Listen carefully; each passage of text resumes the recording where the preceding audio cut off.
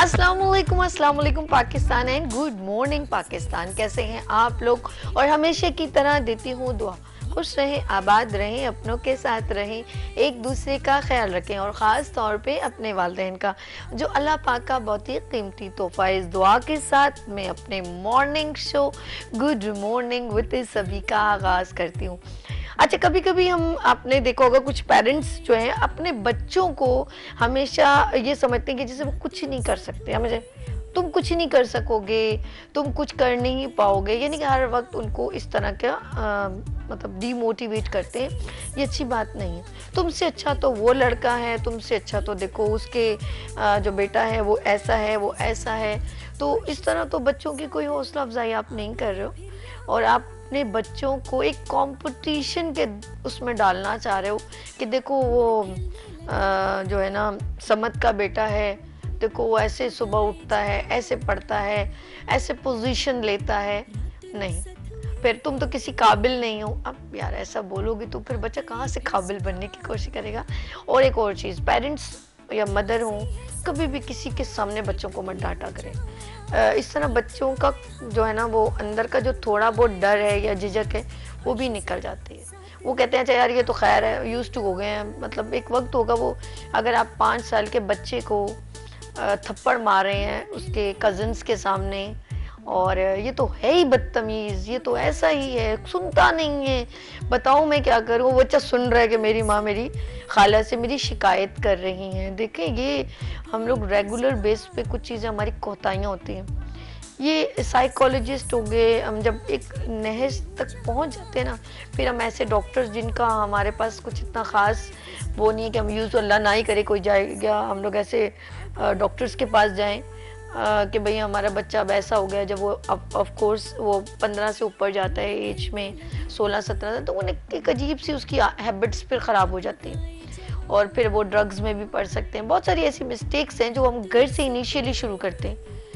इब्तदाई तौर पे मैं बताऊँ, मैं ज़्यादातर अपने बचपन की बात करूँ तो हमारे घर के सामने आए थे पेशावर से फैमिली ना, बड़ी अच्छी। तो हम लोगों का पहले ये होता था कि लोग एक दूसरे घर में जाना, उनके घर में मेरी अम्मी खाना लेकर चले जाओ, बेटा वो लोग आए हैं तो अच्छा जी चलो ये हो गया वो हो गया। वो लोग भी हमारे साथ फैमिली की तरह, बहुत बड़ी फैमिली आई थी, 4-5 भाभियाँ थी, उनके बच्चे। तो अब उसका छोटा सा 1 साल 2 साल का बच्चा था ना, तो वो कहीं मतलब 3 साल का बच्चा था, तो वो आगे कुछ तंग करे कुछ, तो अल्लाह तेरी जिंदगी करे, यानी कि वो गुस्से में भी उसको दुआ दे रही थी। मैं हैरान परेशान कि बच्चा अगर कोई जिद कर रहा है मुझे दो ये करूँ, तो हम लोग थप्पड़ मार देते हैं, चिल्लाते हैं, गुस्सा करते हैं। वो आगे से कह रही है मेरी जिंदगी तुझे लग जाए, खुदा के लिए मुझे तंग ना कर। तो ये वो चीजें हैं जो हम इनिशियली हमें सीखनी पड़ेंगी, हमें अपने आप को बदलना पड़ेगा। हम पता क्या करते हैं, अपने आप को नहीं बदलते, हम उसको बदलते हैं जो दुनिया में अभी आया, जिसे कुछ नहीं मालूम, और उसको अपने नजरिए से देखते हैं, अपनी आंखों से देखते हैं, अपनी दुनिया से देखते हैं और वैसा देखना चाहते हैं जैसा हमारी चाहत है। ऐसा है कि नहीं? तुम वैसा बन जाओ, इनके आप फील कर रहे हैं, आप चाहते हैं कि मेरा बेटा वैसा बन जाए। आप अपने बच्चे के दिल में ऐसा क्यों नहीं डालते कि मेरा बच्चा ऐसा हो कि मेरे बच्चे को देख के लोग ऐसा बने और मेरा बेटा ज़रूर ऐसा करेगा, मेरी बेटी ज़रूर ऐसा नाम पैदा करेगी कि इंशाल्लाह मेरा बेटा ऐसा नहीं है, मुझे पता है मेरा बेटा बहुत अच्छा, थोड़ा सा ज़िद्दी, कोई बात नहीं, ठीक हो जाएगा। कभी किसी के सामने तारीफ़ की, कभी किसी से कहा है कि वाह मेरा बेटा तो इतना अच्छा है। अच्छा, उसे बेशक वो गलत है लेकिन उसको फील होगा यार मेरे वालिद साहब मेरी तारीफ़ कर रहे हैं। Change your mind, change your environment, change your habit. तो ये तमाम चीज़ें आपको अपने अंदर चेंजेस खुद लानी है। आप अपने अंदर तब्दीली नहीं चाहते लेकिन आप दूसरों को, अपने बच्चों को तब्दील करना चाहते। अब चुप, फलाने ढमकाने गाली दे दी, अब बैठ जा आराम से, हमेशा बोलता रहता है। नो वे यार, आप किस तरह, फिर आप उम्मीद नहीं करो जब आप बूढ़े हो जाओ तो वो अबे अब्बा आप तो बस आपकी तो दवाइयाँ ही खत्म होती रहती। This is reaction. जब आपके बच्चे आपसे कहेंगे मेरे वालिद साहब ने तो मुझे कभी ऊंची आवाज में नहीं बात की, तो मैं कैसे कर दूं? फिर आप अपनी बीवी से ये कहोगे।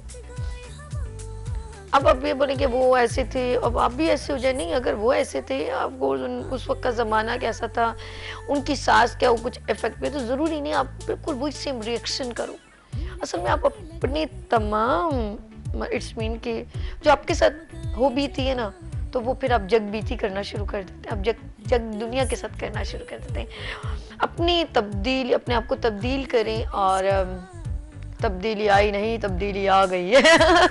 Let's see, just for joke हम लोग चलते हैं अपने प्रोग्राम की तरफ। अपने बच्चों का बहुत तरबियत करें। देखिए, तालीम जो है ना वो ज़रूरी है, लेकिन हम लोग डॉक्टर बनाने के ऊपर फोकस करते हैं, इंजीनियर बनने, लेकिन हम अपने अच्छा इंसान बनाने की भी कोशिश करें, और इसके लिए सबसे पहले अपने आप को रिप्रेजेंट करना पड़ेगा। तो आप अपने वालिदैन किस लिए होते हैं? वालिदैन हमारे लिए एक इनिशियली एक इब्तदाई हमारा होम होते हैं। तो हम जो देखते हैं अपने बच्चे को, कभी कभी मैं देखती हूँ छोटे छोटे बच्चों को बहुत सारी चीज़ें उसकी मिसबिहेव, थप्पड़ मारो, बप कैसे करते हैं, ऐसे ही बोलते हैं ना, गुस्सा करके दिखाओ। हम खुद इसको ट्रेनिंग दे रहे होते हैं, तो फिर बाद में हम कहते हैं जब वो गुस्सा करता है तो इसको तो इतना गुस्सा करता है, तो वो सब कुछ हम खुद इंजॉय कर रहे होते हैं। बाद में जब उसकी छोटी सी, आजकल का मोबाइल भी 1 साल का बच्चा ऐसे यूज़ करता, सोच लें उसके अंदर कितना स्ट्रॉन्ग लेवल पर यानी कि स्टेम लग चुका है। तो आप इसको ज़रा सा डिलीट करें और अच्छी अच्छी बातें उसके सामने किया करें, ताकि वो भी अपने मुस्कुराहट से जो खिलखिला के आपको एक मुस्कुराहट देता है, वो सारी ज़िंदगी आपको दे। लेट्स सी, हम अपने प्रोग्राम की तरफ चलते हैं। अब उसके बाद सेकंड इब्तदाई होम क्या है? यस, बच्चा 3 साल का हुआ, ऑफ कोर्स पेरेंट्स को हो गई, अब इसको स्कूल में डालना। अब इसमें हमारे मुल्क में बड़ा एक अलमिया है क्लासिफिकेशन का, and primary, secondary and upper level, lower, बस ये दुनिया हम लोगों ने इस तरह क्रिएट कर दी है। और हम अच्छी तालीम किस चक्कर में हम कहते हैं बहुत अच्छा स्कूल हो तो बहुत अच्छी था। मैंने खुद गवर्नमेंट स्कूल से पढ़ा है, और आई डोंट फील शाय और हेजिटेट। वाई यार, अल्लाह पाक ने बहुत इज़्ज़त मकाम दी, मेरे माँ बाप, अल्लाह पाक उनको जवाहर रहमत में अपनी जगह दे। बहुत उन्होंने हमारे लिए बहुत कुछ किया जो हम लोग, मैं कहती हूँ हम लोग कभी भी नहीं कर सकते, पॉसिबल ही नहीं है।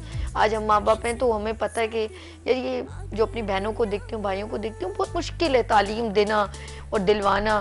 तो आप ये मत सोचे बहुत हाई स्कूल है तो बहुत अच्छा आपको वो देगा। आप अपने बच्चे को सिर्फ फोकस करें कि बेटा तालीम अच्छी हासिल, आप उस स्कूल में विजिट करें।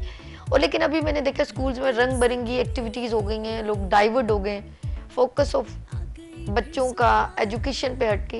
क्या ये बहुत सारे सवाल हैं, आप भी हमें कॉल कर सकते हैं। हमारे दरमियान यहाँ पर सीनियर पर्सन बैठे हैं जो वो रेलिवेंट टू एजुकेशन है, वो हमें गाइड करेंगे कि क्या हम अपने स्कूल में या इस वक्त वो जिस इंस्टीट्यूट को रन करें हम उसको किस लेवल पे देख रहे हैं और हम क्या करवाते हैं। और अब जो मिस्टेक्स हो रही हैं, देखिए कोई भी हम किसी स्कूल को नाम नहीं ले रहे, कुछ स्कूल हैं जैसे कुछ एक्टिविटीज़ पे बच्चों को रोज़ाना पेरेंट्स को अफोर्ड ही नहीं कर सकते, तो हम पूछेंगे कि यार ये कभी कभी होना चाहिए या रेगुलर होना चाहिए। वाई जी, आज फ्रूट डे, आज फलाना डे, ये डे वो डे वो डे और डे बे डे हो गया।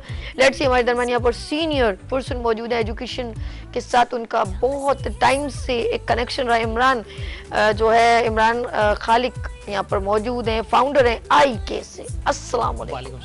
कैसे इमरान भाई? अल्लाह का शुक्र। सबसे पहले तो शुक्रिया कि आपने मुझे बुलाया। और अभी हम आपके दूसरे गेस्ट से मिलवाएं, फिर बात स्टार्ट करते हैं। जी इमरान भाई वेट करें कि सवाल कब आया। हाँ, क्या बात है जी। अच्छा जी, मेरे सेकंड गेस्ट हैं, ऑफ कोर्स एक स्कूल रन कर रहे हैं, और आसमिया स्कूल से अब्दुल रहमान साहब। अस्सलाम वालेकुम। वालेकुम सलाम। कैसे भाई? ठीक है अल्हम्दुलिल्लाह। इंट्रो सुन रहे थे मेरा? जी जी जी जी, बहुत शुक्रिया, आपने हमें मदद किया इस प्रोग्राम में। ओके, अच्छा जी, सबसे पहले इमरान खालिक साहब से पूछूंगी। इमरान साहब, ऑफ कोर्स मैंने जिस तरह कहा कि एजुकेशन पर क्या फोकस इस वक्त चल रहा है, क्योंकि वैसे ही हमने कोरोना और पता नहीं क्या क्या कुछ देखा, उसको तो हम एक साइड पर कर लेते हैं। मैं करंट एजुकेशन की बात करूंगी कि आया कि हम स्कूल में सिर्फ तालीम दे रहे हैं या हम स्कूल में तरबियत भी दे रहे हैं।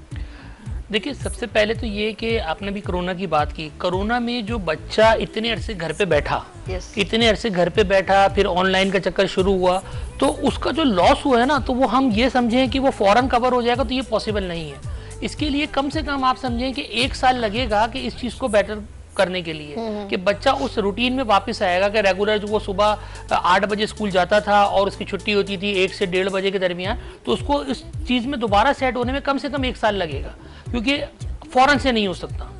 फिर दूसरा ये कि स्कूलों के अंदर, आपने अभी खुद बोला कि घर के अंदर से ही चीज़ें शुरू हो जाती हैं, कि बच्चा जब छोटा होता है तो उसका मुकाबला घर से ही शुरू कर दिया जाता है, कि बच्चे को इतना प्रेशराइज कर दिया जाता है कि वो बेचारा टेंशन में आ जाता है। क्योंकि अगर आप देखेंगे पहले ब्लड प्रेशर की जो बीमारी होती थी, ये हमेशा ये जहन में होता था कि भाई नानी दादा जो इस उम्र के लोग होते हैं उनको होती है। अब आजकल हैरानकुन बात ये है कि जो सेकेंडरी के बच्चे हैं, छोटे छोटे बच्चे हैं, 12 साल 13 साल, वो भी बीपी का शिकार हो गए। वजह क्या है? नींद का ना पूरा करना और फिर बेजा उनसे उम्मीदें रखना। अब आपने अभी थोड़ी देर पहले यही बात बोली कि जब माँ ही बोलेगी कि भाई खाला की बच्ची है, मामू की बच्ची है, उनको देखो कैसा है, तो बच्चा हर वक्त उनसे ही कंपेयर करता रहेगा। वो जब पढ़ने बैठेगा तो उसके जहन में यही आएगा कि अगर मेरी परसेंटेज गिरी तो मेरे घर पे मुझे वालिद की तरफ से मार पड़ेगी, वालिदा की तरफ से डांट पड़ेगी, तो वो बेचारा पढ़ नहीं पाता। अब फिर जब वो स्कूल के अंदर जाता है, तब स्कूल के अंदर भी ये होता है कि अब वो जब पढ़ जाता है वहाँ पर, तो अब वहाँ पर जो उससे जो दीगर आगे बच्चे हैं वो उसमें भी उसका नंबर अगर पीछे आता है, अगर एक क्लास में 50 बच्चे हैं, वो अगर 10वें नंबर पे भी आएगा तो उसके माँ बाप ये नहीं सोचेंगे कि 40 बच्चों को पीछे छोड़ा है, उसके माँ बाप बोलेंगे तुम्हें 9 बच्चों ने पीछे छोड़ा है। बिल्कुल ठीक तो है। सबसे पहले हमें इस चीज को दुरुस्त करना पड़ेगा कि देखें आपका बच्चा है, आप नंबर गेम पे बच्चे को लेके मत जाएं, आप बच्चे की नॉलेज के ऊपर जाएं। और दूसरी बात ये कि बच्चा अगर आज 10वें नंबर पर आया है तो अगर आप उसकी हौसला अफजाई करेंगे तो वो टॉप 3 में भी चला जाएगा और पहले पे भी चलेगा। लेकिन अगर वहां आप उसको ये टोक देंगे कि भाई तुम्हारी खाला की बच्ची फर्स्ट आती है, तुम्हारे चचा की बच्ची फर्स्ट आती है और तुम 10वें नंबर पर आए हो, तो फिर अगली दफा आप उसको 10वें पे नहीं, आप अगली दफा उसको 50वें नंबर पे एक्सपेक्ट कर रहे हैं। बिल्कुल ठीक कह रहे हैं। अच्छा जी, मैं अब्दुल रहमान साहब की तरफ चलती हूँ। अब्दुल रहमान साहब, ऑफ कोर्स आप एक स्कूल को लीड कर रहे हैं, तो पहले ये होता था सिर्फ फोकस ऑन एजुकेशन जो हमारी लाइफ थी, और बस 14 अगस्त, 6 सितंबर और मिलाद, और ये चंद त्यौहार होते थे जो हम लोग एक्टिविटी में या स्पोर्ट्स में एक साल में होता था। लेकिन अब बहुत सारे लोग, बच्चों को डाइवर्ट किया गया, पेरेंट्स को प्रेशराइज किया जाता है कि आज ही कलर डे है, आज ये दिन है, वो दिन है। ये क्या है एक्टिविटी का, क्या फोकस क्या है? बिस्मिल्लाहिर्रहमानिर्रहीम। सर मैं स्कूलों के अंदर बहुत ज़्यादा मैं खुद देख रहा हूँ कि मेरी बच्ची भी पढ़ती है, तो इसके अंदर ये कि कलर डे, इसी तरीके से और भी डे जो बहुत सारे जो डेज बनाते हैं स्कूल में, तो मैं ये समझता हूँ वैसे इतनी छुट्टियाँ हो जाती हैं तो उसके मैं ये समझता हूँ ये तमाम जो डे ये कम से कम होना चाहिए ताकि एजुकेशन में नुकसान ना हो। बेशक जी। और ये कि आपको तो पता ही आजकल के बच्चे जो हैं वो वैसे ही छोटे छोटे बच्चे जो टैब में ज़्यादा मसरूफ़ होते हैं, मोबाइल गेम वगैरह में तो उसकी वजह ये कि हम खुद पेरेंट्स जो है बच्चों को तवज्जो से पढ़ाते हैं, उनको देखते हैं उनके मामलात को। तो मैं जो स्कूल रन कर रहा हूँ, बच्चों को जो मैं देख रहा हूँ और जो पेरेंट्स मुझे कहते हैं, यही कहते हैं कि सर बच्चे जो होमवर्क जो आप देते हैं स्कूल की तरफ से, बच्चे घर पे करते तो हैं, टीचर भी करवाती हैं, मगर बच्चों को ज़्यादातर फोकस टेप वगैरह में, इसी तरह गेम्स वगैरह में, तो वो ये कहते हैं कि और स्कूल के अंदर भी जो है ना इतने सारे डेज रख दिए जाते हैं जिसकी वजह से जो है एजुकेशन का नुकसान होता है। तो जो एक्टिविटीज़ वो होनी चाहिए, जैसे ईद मिलादुन नबी है और बच्चों को नात खानी का हो जाए, किरात कंपटीशन हो जाए, इसी तरीके से ये तमाम एक्टिविटीज़ स्कूल की तरफ से होगी तो बच्चों को सीखने का मौका मिलेगा। बस ये कह रहे हैं कि होनी चाहिए, लेकिन इतनी ज़्यादा नहीं कि तालीम का और नुकसान हो। हमारे दरम्यान ज़बरदस्त पर्सन मौजूद हैं, एजुकेशन से उनके वालिद साहब भी, अल्लाह पाक उनको जवाल रहमत में जगह दे, उनका भी ताल्लुक था और आज वो भी माशाल्लाह लीड करें ऑल प्राइवेट स्कूल एसोसिएशन से तारिक शाह साहब। अस्सलाम वालेकुम तारिक भाई। जी वालेकुम सलाम, क्या हाल है आपके? मैं ठीक हूँ तारिक भाई, कैसे हैं आप? ठीक है अल्हम्दुलिल्लाह। माशाल्लाह वालिद साहब भी माशाल्लाह ऑल प्राइवेट स्कूल एसोसिएशन से लीड कर रहे थे, अब आप कर रहे हैं। अच्छा, मुझे ये पूछना चाह रही थी कि एजुकेशन के ऊपर ऑफ कोर्स पहले ये होता था, आपने भी एजुकेशन हासिल की होगी, तो पहले लोग ज़्यादा ये जो एक्टिविटीज़ जो हैं कलर डे, ये डे, वो डे, वो ज़्यादा नहीं करते थे, लेकिन अब तालीम के ऊपर इतना फोकस नहीं है और हम लोग इन चीज़ों पर ज़्यादा फोकस करते हैं। क्या हमारे लिए बेहतर है या थोड़ी उसमें होना चाहिए, या हर स्कूल में ये ज़्यादा स्कूल को मेंशन करना कि मेरा बहुत हाई स्कूल है तो इसलिए मैं इसको इस तरीके से, लोग अफोर्डेबल नहीं होते? आप क्या कहना चाहेंगे? जी जनाब, बहुत शुक्रिया। देखिए एक बहुत इंपॉर्टेंट सवाल है कि जो आम एक पेरेंट की जो है वो जबान पर होता है या आम इंसान के, कि एजुकेशन जो है वो अब इतनी ज़्यादा चेंज क्यों हो गई, जो पहले ऐसी नहीं थी। देखिए वो इसमें समझने की ज़रूरत है कि आजकल का वो बच्चा भी वैसा नहीं है जैसे शायद हम थे या हमारे बड़े थे, क्योंकि ये बच्चा बिल्कुल मुख्तलिफ है। मैं तो कभी कभी कहता हूँ कि ये मखलूक ही अलग है, जो जिसको पढ़ाने के लिए हमें डिफरेंट जो है वो सिनेरियोज लेकर आने पड़ते हैं। अब जहाँ तक बात यह है कि स्कूल में डेज क्यों मनाए जाते हैं, देखिए डेज मनाने की वजह जो है वो ये होती है कि बच्चा खेल खेल में सीख जाए।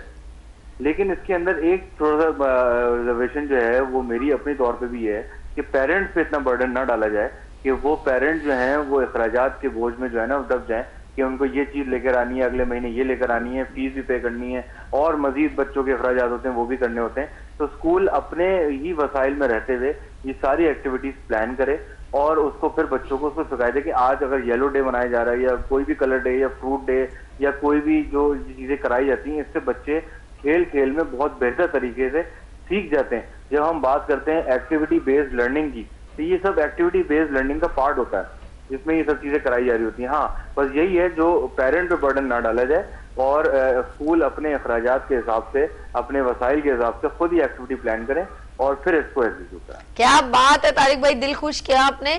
अच्छा, एक बेशक ये त्यौहार तो बहुत जरूरी है और हम लोग इसको तो हमें बिल्कुल अच्छी तरह सेलिब्रेट करना चाहिए, जैसे मिलाद हो गया, 14 अगस्त, 6 सितंबर, 25 दिसंबर और 11 नवंबर, ये बहुत सारे डेज आते हैं बीच में, तो हमें ये तो बहुत अच्छे तरीके से हम लोग मनाते हैं और अच्छा भी लगता है। लेकिन कुछ ऐसे हैं, जैसे आपने खुद कहा कि इसको इस तरीके से मैनेज किया जाए कि बर्डन ऑफ पेरेंट्स, हम लोगों के पेरेंट्स के ऊपर ज्यादा बर्डन ना बने, तो वो फिर वो लोग बहुत डिस्टर्ब हो जाए, क्योंकि मंथली ऑफ कोर्स उनकी बच्चों की फी देना और उसके बाद फिर ये एक्स्ट्रा बर्डन, तो ये तो गैर निसाबी सरगर्मियां बहुत जरूरी हैं, हेल्दी एक्टिविटी, स्पोर्ट्स जरूरी है, लेकिन पेरेंट्स के ऊपर ज्यादा बर्डन ना डाला जाए और फिर उस तरह क्या होता है कि उनकी जिंदगी बहुत डिस्टर्ब हो जाए। अच्छा, एक और सवाल करना चाहूंगी if you don't mind. Hello Tariq भाई। जी बिल्कुल, मैं लाइन पर हूँ। अच्छा, ये मैं पूछना चाह रही हूँ कि फीसिस थोड़ी ग्रेजुअली क्या ड्यूरेशन होता है कि हम इसको थोड़ा मतलब बढ़ा दें और कब हमें ये परमिशन दी जाती है, क्योंकि एक सरप्राइजिंग होता है ना, क्योंकि किसी भी पेरेंट्स की अब्बा की जो है ना वो सैलरी तो बढ़ती नहीं है, लेकिन अगर फीस बढ़ जाए तो वो लोग डिस्टर्ब हो जाते हैं, तो इसका क्या रूल पास होना चाहिए?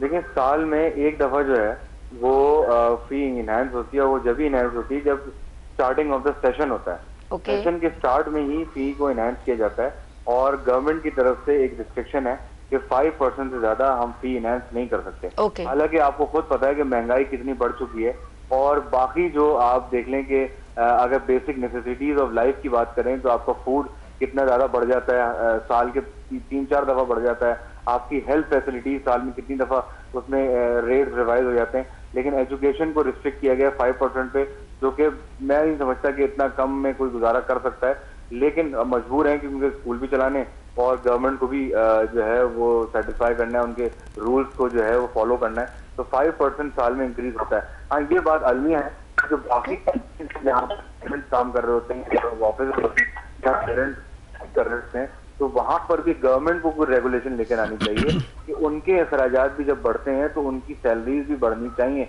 इस पे फोकस गवर्नमेंट का होना चाहिए, क्योंकि देखें अखराजात तो बढ़ेंगे, इन्फ्लेशन जिस तरह से बढ़ती चली जाएगी तो हमारी महंगाई भी बढ़ेगी और जब महंगाई बढ़ेगी तो उसका इम्पैक्ट ये नहीं है कि हर चीज पर आ जाए, एजुकेशन पे ना आए, क्योंकि स्कूल जो रेंटल प्रीमिसेस होते हैं उनके रेंट भी बढ़े होते हैं, टीचर जो पढ़ा रहे होते हैं उनकी सैलरीज भी बढ़ रही होती हैं हर साल।